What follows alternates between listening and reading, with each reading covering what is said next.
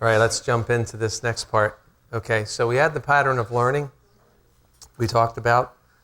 There is a fracture of this pattern. The reversal of the pattern is the thing that I think we've seen in maybe the cities, and we've experienced some of it, the ways of the world, soulish and carnal kind of confederations, and then there's a breakdown of the family, and then a breakdown of society. So in Baltimore City, we have this unusual kind of census data that says that more than 70% of the children in Baltimore City do not live in two-parent homes, which is kind of outrageous. But they don't live. I don't know whether they've calculated they don't live with their mother and their father together, which is kind of interesting because I know that there's a lot of mixed families, but to say that 70% of Baltimore City families are only headed by one member of the, parent is kind of interesting. But it's over 70%. That's a U.S. Census thing.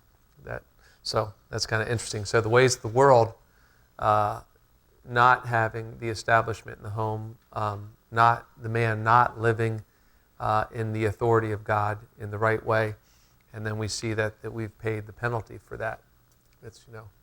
It's kind of interesting. So break down a family. When you break down the family, then you break down the society, and then you try to create a new family, basically. And and the new family could be the government, or it could be the city, or something, or anything like that. But that's usually the way it happens. And so the breakdown of the family indicates the breakdown of society. So if you can, that's why the focus is really on preserving healthy marriages and then healthy families. That's the focus of that's why the Proverbs talks about having healthy families, healthy relationships in that, and then avoiding the contact outside of that. Okay. All right, so real romance versus soul sensuality. So these are the child in the city, and he's going to meet two types of women that cry out to him. He's going to create, these are the object lessons. He's going to, in 7, 8, 9, basically, at the end of it, he's going to meet these. Now, before he gets there, he's going to talk in chapter 5 about something else. So two types of women cry out to him. The object lessons of these are obvious there. The wisdom of God, the virtuous, wise, solid wisdom, and the folly of the world. It's deceptive, it's seductive, it's secretive, and it's dangerous. All right. So this is a verse from Isaiah. This is like these words are in order. Like, for unto us a child is born, and then you get to that. This is a great Christmas verse. And then we have, his name shall be called Wonderful. So this starts with the fear of the Lord.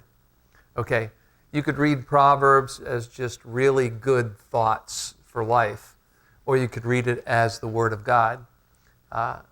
I've said it before, I think, in this class, that I studied the Bible in college as literature, and there was no life in the class at all. And they can't explain why it doesn't speak to them. The teacher couldn't explain to me why it didn't speak to him the way it spoke to me. And the reason is no fear of the Lord. So the counsel cannot come through properly. And therefore, God is not seen as who he is, mighty. He's not the relationship is fractured. There's no understanding of him being a loving father. And there's certainly no peace, no authority in the life that would bring peace. So the wonder of God begins that the words begin to talk to me. I see God as the powerful one. I see God as a father forever. And then I see God as an authority that keeps peace in my life. So the understanding the Proverbs, the fear of the Lord is the first part. So outline of Proverbs, wisdom is the principal thing. Respect for parents, rebuke evil and sin. And then you get rewarded morally and physically for seeking wisdom, and you reroute your life from evil. These are five kinds of continuing themes through this. Get the wisdom. The wisdom comes for your parents from God through the parents. Rebuke evil. Learn to recognize it, and you will have these kind of things happening. So reject the way of sensuality. That's another thing. Reject that way. reactivate yourself in slothfulness. That speaks against sensuality, slothfulness. Like sensuality is lazy in the area of sexual lust. It's like you don't want to take the time to preserve yourself and then develop the relationship and have the right relationship with the right woman. So that's a laziness. And then there is slothfulness. You don't want to work that you might have what you need. So you need to reactivate yourself. There's like Proverbs that talk about wake up, O sleeper. It talks about that. So repress the desires of lust, and that's like that. Well, repress, it's like that's like a bad word. It's like, why can't we just be free, noble, and savage? It's like exciting. It's like, and then I would say read the history of France if that's where you want to be. I'm sorry, is there French in here? But you could read that. That's where they went with that. The Enlightenment brought that idea in. Jean-Jacques Rousseau talked about the noble savage, and if we just didn't have any society rules and everyone could just prance around as they choose, no conventions at all, no conviction, then anything. But we use the word repress, and like this is like a psychological word.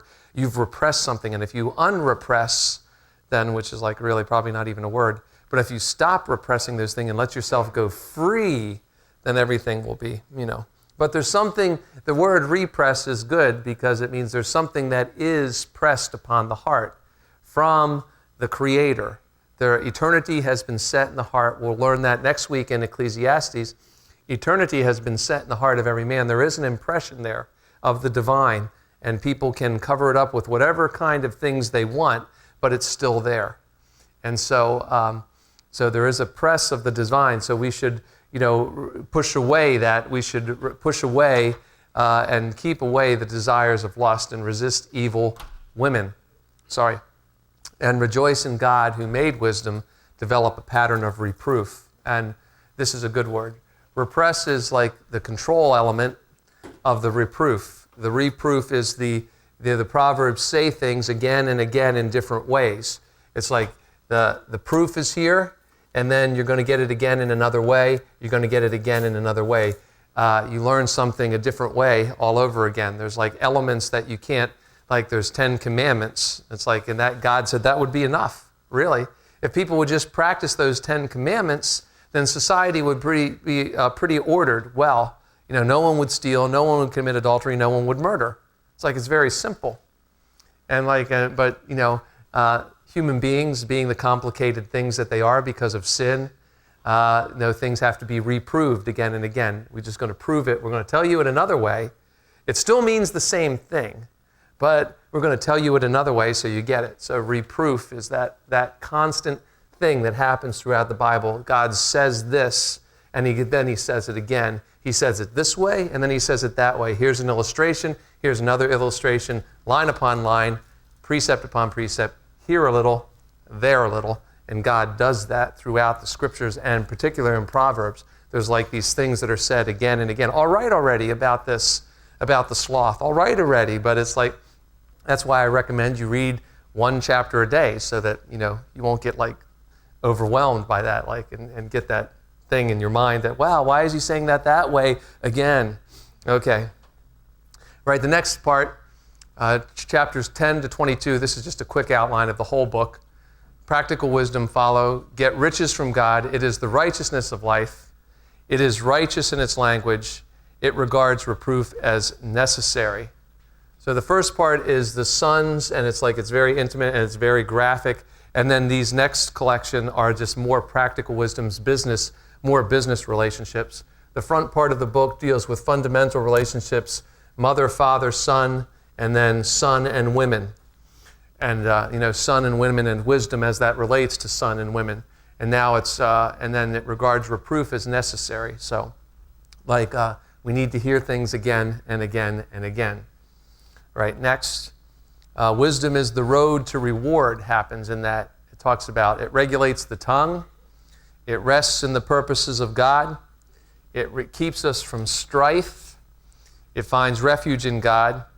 And then this is interesting. If you, in those middle parts, it talks about wealth and poverty. The rich responds to poverty by charity, by giving, Like it says that in the proverb.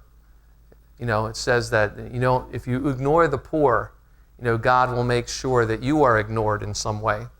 The rich are to respond to poverty by giving. The poor you will have with you always. Who said that? Jesus. To Judas, who was asking for the money for the spikenard to be sold, and the money be given to the poor. So, the rich responds to poverty by giving. The poor responds to poverty by working. Try that in a political campaign and see how far it gets you. This is the Bible principle. It's like the poor, yes, the rich are responsible before God. If you have money and you see somebody poor and you do not give to help them, then you are under judgment from God. The proverb says that. If you are poor but you are slothful, then don't expect help. It's like that's the message of the proverb. It's like if you are slothful and you do not have a mind to work, get a mind to work. To the poor, that's the message. But to the rich, it's like you have been blessed, bless others. So it's like, it's a big thing. All right, chapter 22 to 24, the admonition of wisdom. It's pleasant, it's worthwhile, it's prosperous, it'll bring prosperity. Chapter 25 to 31, these are words copied out by Hezekiah's scribes and other wise men. Okay, so basically you have chapters 1 through 24. All of these, Solomon apparently kept his own little diary or journal, and these were all with Solomon all the time. But then when Hezekiah was searching in the records of the king and in the records of the temple, he found these other sayings from 25 to 29. These are other sayings that were attributed to Solomon, and Hezekiah said, these are good. These need to be part with the other. So the scribes, and under the authority of Hezekiah the king, added that to the book of Proverbs. And then these last two, there's two other wise men at the end that are attributed these last two chapters. All right, so here we go. So the introduction, we'll go back to the beginning again now. So we've gone through it once, and now we're going to go through it again. That's just demonstrating reproof to you. Okay? So I said it once, now I'm going to say it all over again, a little bit differently. But, okay, primary point 1:7, the beginning of wisdom. The fear of the Lord is the beginning. The simple are made discerning. The scorner in his wrong attitude, the fool in his disasters. These are the primary points in this front part of the book. All right, so lessons to the simple. 2 invitations, 2 refusals. That's what he talks about at the beginning. You get an invitation. There's an invitation to run with the gang and be a part of this bandit gang, or there's the invitation to wisdom. And now we are introduced to the right woman, right way. My son, here is the right woman. And so it's very calculated. Solomon's wise. He said, if I talk about women to my teenage son, it's going to be awesome because he's just starting to understand that they're around. So he says, wisdom cries aloud. She, verse 20, she raises her voice openly. She cries out in the chief concourses at the openings of the gate in the city. She speaks her words. How long, you simple ones, will you love simplicity? And that simplicity can mean a good thing. And this means a lack of discernment. Like, how long will you not have discernment? Scorners delight in their scorning. Fools hate knowledge. Turn at my rebuke. Surely, wisdom, she says, I will pour my spirit on you. I will make my words known to you. Because I have called you and you have refused. I have stretched out my hand to no one. And so, there's 2 invitations and 2 refusals. So there's the invitation, the first invitation, to one thing, and then there's this other invitation, and then there's a refusal. And the refusal results in something. If you disdain my counsel, I will laugh at your calamity and mock when your terror comes. They will call on me, I will not answer. They will seek me diligently, they will not find me, because they hated knowledge and did not choose the fear of the Lord. Would have none of my. So that's the 2 invitations, the 2 refusals. The next one, the next chapter, wisdom's rewards. It's just an outline of the treasure. If you receive my words, my son, and treasure my commands, so that you incline your ear to wisdom, if you seek her as silver, seek her as hidden treasures, then you will understand the fear of the Lord and find the knowledge. For the Lord gives wisdom from his mouth, and from his mouth comes knowledge and understanding. And it talks about the rewards of wisdom here. It preserves you, gives you understanding and righteousness and judgment, equity in every good path. And then the third chapter, the values and responsibilities of wisdom. Trust in the Lord with all your heart, verse 5, chapter 3. Lean not on your own understanding. In all your ways acknowledge him, these things, and then what will happen? He shall direct your paths. Do not be wise in your own eyes, verse 7. Fear the Lord and depart from evil. It will be health to your flesh and strength to your bones. And then this great part here, verse 11. Don't despise the chastening of the Lord, nor detest his correction. The Lord loves you. Whom the Lord loves, he corrects, just as the Father, the Son, in whom he delights. Happy is the man who finds wisdom and the man who gains understanding. They are better profits of silver and her gain than fine gold, more precious than rubies, and all the things you may desire cannot compare with wisdom. Length of days is in her right hand, and in her left hand riches and honor. So you have responsibility, and you have reward for those responsibilities, value and responsibilities. Okay, how you doing?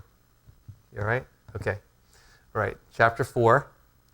Chapter 4 is the family tradition. Hear, my children, the instruction of the Father. I give you good doctrine. The Father's very, specific about this. Don't forsake my law. I was once the son of my father, stating the obvious. Tender and the only one in the sight of my mother. He taught me and said to me, let your heart retain my words. Get wisdom, get understanding. Do not turn away from the words of my mouth. Do not forsake her. Again, he's playing on this metaphor of being intimate with wisdom the way that you would have intimacy in a relationship. Love her, and she will keep you. Wisdom is the principal thing. Get it with all you're getting. Exalt her, she will promote you. And so that's the, hearing the word of God. That's a family tradition. This is the tradition. We tell you about wisdom, and it will happen. And then it'll become a way of life. It will become a way of life. When you walk, your steps will not be hindered, verse 12. When you run, you won't fall down. Take a firm hold of instruction. Don't let it go. Keep her, for she is your life. Keep your heart with all diligence. Guard your heart. Out of it springs the issues of life. Guard your heart. That's the instruction there at the end of chapter 4. Guard your heart. All right. Okay. Now we get into this next kind of. All right. Now we get into the. In the next couple of chapters, the instruction is tremendously graphic as related to the idea of purity and the wisdom of maintaining sexual purity. So he exalts marriage here. All right, now he starts it again. My son, pay attention to my wisdom. Okay, Solomon, he's saying, I know what I'm talking about. My son, pay attention to my wisdom. All right? Where is it? Okay. He's warning her about this other kind of woman. We've met the wise woman. Now we're meeting the immoral or strange woman. And listen to the way that he describes her. I want you to know there is a immoral or strange woman out there, and her lips, they drip honey. It's like, let me just put it right out on the table. Like, there is deception is sweet at first, and it's smooth like oil. The wrong kind of relationship can seem so smooth and so right, and it's going to be so wrong for you. But the end is bitter as wormwood, sharp as a two-edged sword. Her feet go down to death. Her steps lay hold of hell. Lest you ponder her path of life, her ways are unstable. You do not know them. You do not understand where she's going to take you. So here, don't depart from the words of my mouth. And then he gets into this next one. So he said, I want you to understand, I was once on the verge of total ruin, even in the midst of the assembly and the congregation. So this is a moment of reflection on Solomon. He's saying, I was once on the verge of total ruin. So I don't know what he's talking about, whether before he was king or whether after he was king, but he's saying, like, you know what? I had this issue with strange women, and I was on the verge of total ruin. Now, here comes a metaphor, and you just have to listen to it and understand it. It says this, okay? Verse 15, it starts, all right? This is PG-13, at least, okay? Drink water from your own cistern and running water from your own well. That means there's only one person you should be kissing, and that's the person that you're destined to for life. Should your fountains be dispersed abroad and your streams of water in the street? Okay?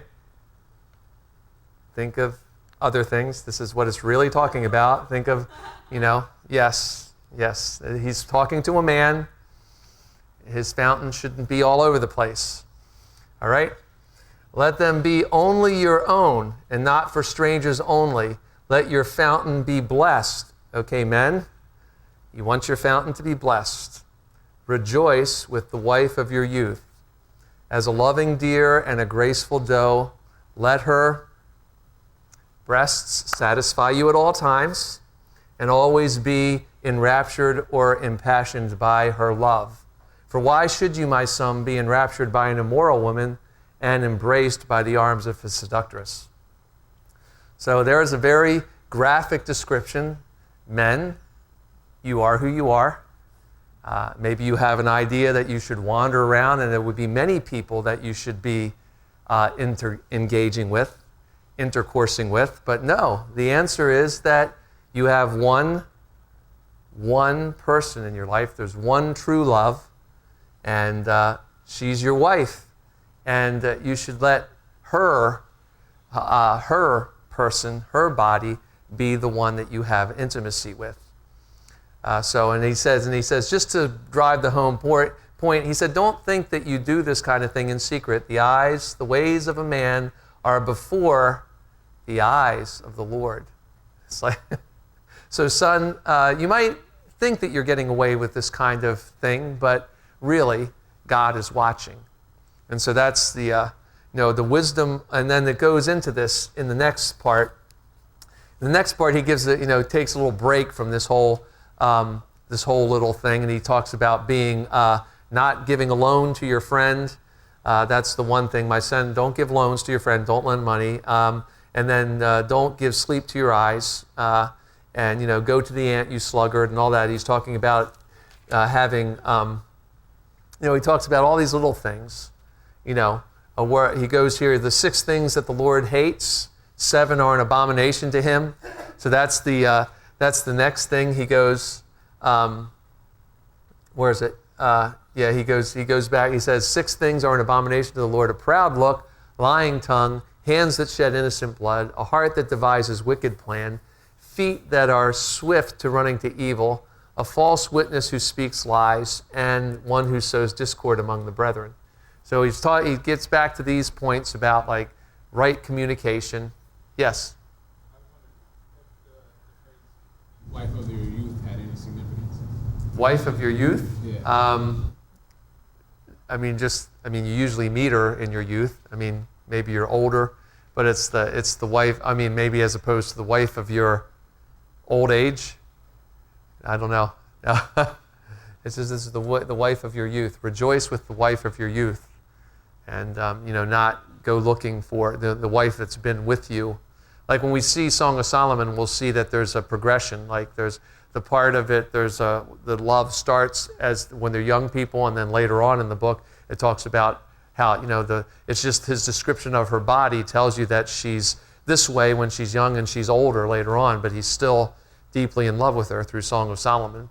And so the wife of his youth was the wife he married, and he's still with her. So he hasn't forsaken her. He said that was the wife that you had in your youth, and you should stay with her. So that is kind of a significant statement to think about. Okay, now, yes. I wanted to say something to you about that verse. Yeah.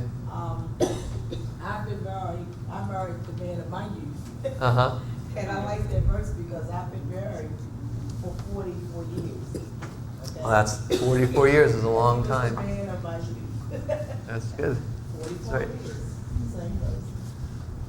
And I've gained 5 pounds for each year we've been married. Well, we won't say. Well, okay. Well, That's like saying. well, I mean that's.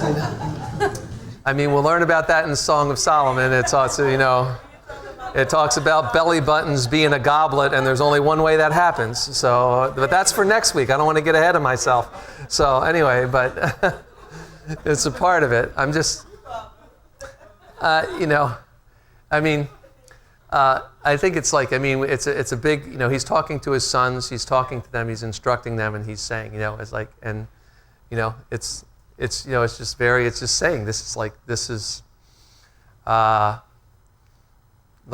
whatever kind of thoughts that you might be having about that other person, he's going to start defining it in chapter 7. He gets back to this idea, he gets back to this, where is it?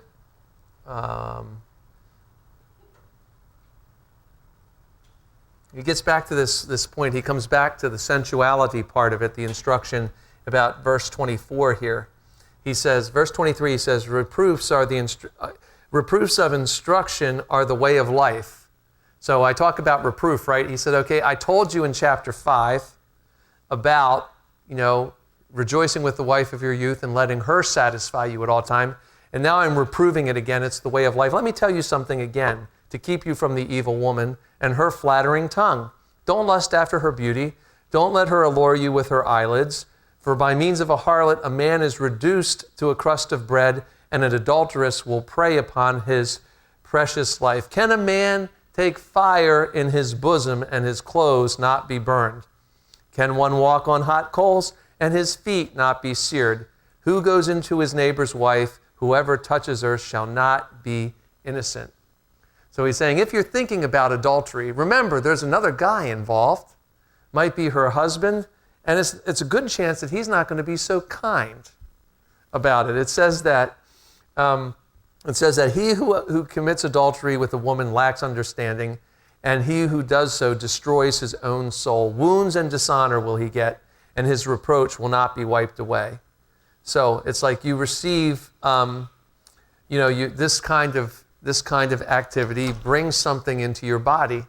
It does, and we've noticed that from science. Science tells us something that they never really advertise anywhere, but that there has never been a case of venereal sexually transmitted diseases among monogamous people. If you are a one-woman man all of your life, then the chances of you getting disease apparently is 0, because you are designed for the wife of your youth. So, they don't tell you that in the commercials when they're trying to, or in the things, or the life lessons class in some secular colleges that I had to go through on how to use things and how to practice safe sex and everything like that. They don't tell you that. They don't come out and say, but if you're like a one-woman person and you save yourself for marriage, the chances of you getting disease are apparently 0. So, anyway, just that, it comes back to that here. Okay, now chapter 7 is the most graphic picture of this. He said, I looked out my window. Let me tell you a story, boys. Sit down, I'm going to talk. He gets real, pulls his chair up, you're like 14. And, I just want to tell you a story. I was up in the window one day, and I looked out, and there was, old Simpleton. No, I don't want to say Simple Simon. He might get offended. So we'll call it, there's old Simple, let's see, anybody named Sam in here? old simple Sam, old, he was down on the corner, and there she came. She came out, and she was ready. She was all dressed up. She told him, she grabbed him, and she kissed him, and she said, I've come looking for you. I have come looking for you. My husband's away, and he took a bag of money. We can be together all night long. That's literally what she says here to him. And with her enticing speech, it says, verse 21, she caused him to yield. With her flattering lips, she seduced him. And immediately he went after her like an ox goes to the slaughter. He didn't know that an arrow would be shot into his liver. That's like a graphic picture of what the adulteress does to a young man. She was there. She met her with an attire of a harlot and a crafty heart, loud and rebellious. Her feet would not stay at home. She was outside. She was in the open square, lurking at every corner. She caught him and kissed him. And before he knew it, he was on his way down there, like an ox going to the slaughter. You ever seen the donkey with the carrot like that? It's like, and that's, Solomon is just telling his sons, look, guys, there's something about you. And there's something about women, and when the two get together, it's got to be this way, chapter 5. You don't want to be this way in chapter 7. And then, just for emphasis, he does it again. He says it again. He goes back and talks. He comes back now, chapter 8. We're back to the right woman. We're back to the right woman. And he uses the same kind of words, only with the romantic idea, not with the tawdry kind of cheap kind of thrill-a-minute kind of thing that he's saying with that woman. She said she covered her bed with tapestries, and I've got cinnamon all over. You come into my bedroom, you're going to smell the spice of life. It's like, come on, guy. And he's like, well, I guess I will. And that's the story of chapter 7. That's the man of chapter 7. In chapter 8, he talks about wisdom crying out. And let's see, where is it? He talks about wisdom crying out. She's making understanding. I, wisdom, dwell with prudence, verse 12. I find out knowledge and discretion. The fear of the Lord is to hate evil, pride and arrogance and the evil way, and the perverse mouth I hate. Counsel is mine, sound wisdom. I am understanding. I have strength. By me kings reign, rulers decree justice, and those who seek me diligently will find me. And let's see, where does it get into this? Here it is. Okay, in the next one. Okay, in the next one, next chapter, comes back to this. He's talking about wisdom presenting it. And then we have these two feasts. Okay, there's the feast of the right woman, and then there's the feast of the wrong woman. The right woman, she has hewn out her 7 pillars. She has slaughtered her meat. She has mixed her wine. She has furnished her table. She has sent out her maidens. She cries out from the highest places, whoever is simple, let him turn in here. As for him who lacks understanding, she says to him, come and eat of my bread, drink of the wine that I have mixed. Forsake foolishness and live, and go in the way of understanding. He who corrects a scoffer gets shame for himself. He who rebukes a wicked man only harms himself. Do not correct a scoffer, lest he will hate you. Do not rebuke a wise man, and he will love you. So if you are a wise man and you are hearing the rebuke of this woman, you are saying, I'm a wise man. That's where I should be. That's where I should be. Scoffers don't listen to this, but you are listening.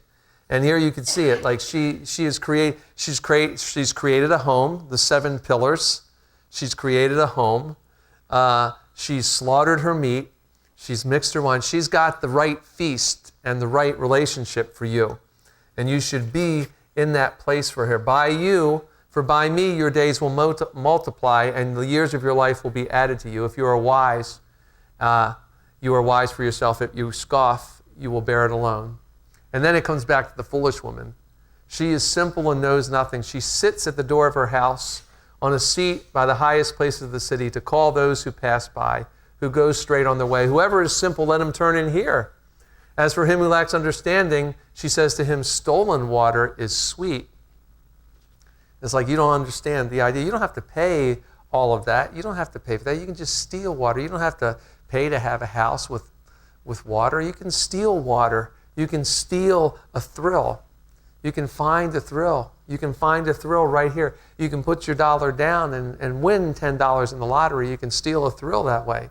You might come back again and again. Bread eaten in secret is pleasant, she says. And then he does, but he doesn't know that the dead are there and that her guests are in the depths of hell. So that, Solomon just, that last piece of, he just like lays it right there, boom. And that's the first 9 chapters. That's like Solomon to his sons. He said, sons, if you learn these 9 chapters, you'll be well prepared for life. You'll be prepared for working. You'll be prepared for matrimony, and you won't be tempted. If you understand the disaster, you see, that's the thing. Here's the truth. You could choose. You have your will. You have your emotion, you have your senses. They're going to lead you in a different way. Here's the truth. Live this way and be prosperous. And yes, we go back to Job. Yes, some things unfair might happen to you. But, the consequences of living this way is just no hope, total destruction, total disaster. So that's the first part of those first 9 chapters are really just, intimate instructions of a father who knows about these things. I'm going to give you these things. I'm going to give you this. I'm going to give you this instruction. You listen to this. You practice this. It's going to get you out through 90% of your problems. Now, the rest of these things, the next parts are just righteous living and foolish living and proverbs that exalt righteous living. But he's getting to that fundamental issue at the beginning. Sons, I want you to have like a sacred home. I want you to have that, because if you have a sacred home, if you have like the wife of your youth, there is like, and you embrace wisdom that way, then your house is going to be powerful. Your family is going to be recognized. It's going to be, like he said, it's going to be like an ornament upon your head and chains around your neck. People are going to recognize you as really the rich person. You guys watch that movie, It's a Wonderful Life? Yeah, I know. It's sort of a strange premise. It's not biblical at all. I think someone once taught that it's a Mormon movie. I didn't get that. Someone once taught in the Bible college that It's a Wonderful Life's a Mormon movie. And I think it had to, do you know? I don't know. No, but but there's in that, why did I say that? I don't know why I was talking about that. But I mean, in that whole thing, it's like that whole movie sort of exalts this one guy, and he really is frustrated with his life. But he finally realizes at the end of the movie, you can watch the movie and see, he finally realizes at the end of the movie that he has a wonderful life with a nice family, kids in a small town, and he's affected so many people all around the world. So that's a message there, I guess. Sometimes Hollywood gives a decent message, but anyway. In chapter 9, when he was giving the 2 different calls that the women Yes. are using, they both use the adjective simple. Yeah. So if that usually has like a negative connotation throughout the whole book, why is it used to refer men in both situations that are going to be taking different? Well, I think that. Okay. I think like it's recognized. You can use simple. I think it's recognizing that you need discernment. Like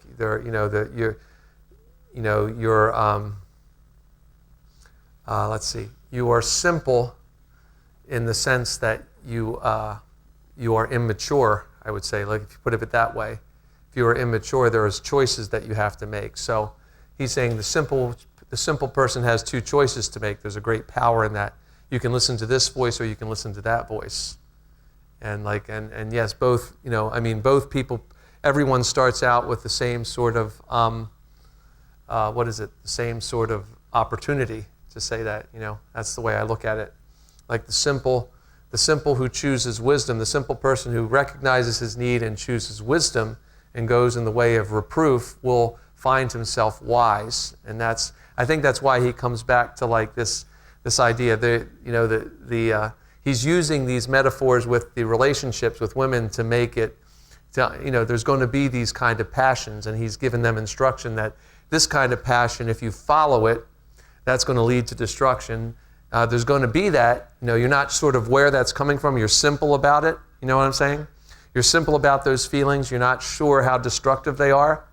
when you're 12 and 13. That maybe not happen so much in church, but out there, 12 and 13, you're watching this, you try different things, and you go this way of passion, whereas he's instructing them that when you're simple, you have to use that passion is a valuable thing. It's an element given you by God, and you're not quite sure about its power, so you're simple concerning its power. If you choose to go this way with it, then the power is going to go in this righteous direction. If you choose to go in this way with it, then the power is going to be destruction. Isn't what like one of the metaphors is like sex is like fire. It's like in the fireplace, it's powerful and warm and it's right.